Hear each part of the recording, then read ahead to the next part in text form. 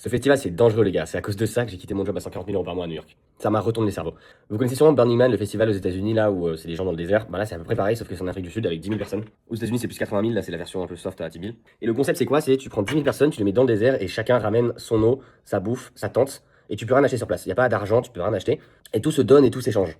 Et chacun vient avec un truc à offrir aux autres. Donc, typiquement, je sais pas, t'as 40 Péruviens qui vont se chauffer et ils vont se dire, ok, nous, on fait les douches gratuites pour tout le monde. Donc, les mecs, ils ramènent du Pérou des douches, tu vois, quand même.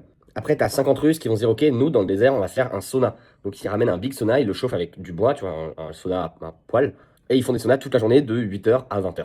Nous, par exemple, on faisait des crêpes, donc on était les petits Frenchies qui faisaient des crêpes. On avait ramené nos 70 pots de Nutella, nos 400 œufs, nos 200 kg de farine. On faisait des crêpes toute la journée, c'était génial.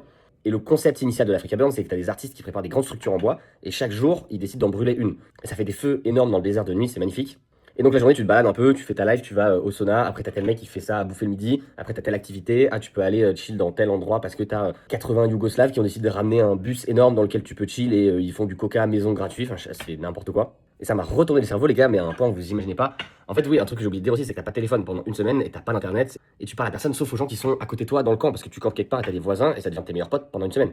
Ce que j'ai kiffé aussi, c'est que tout le monde est hyper chill parce que personne a un rendez-vous après, personne sait ce qu'il va faire après pendant une semaine, ça n'arrive pas dans la vie de tous les jours. Tu vas à Paris, tu rencontres un gars, il te dit ouais demain je fais ça, après demain je fais ça. Là pendant une semaine, personne n'a rien de prévu.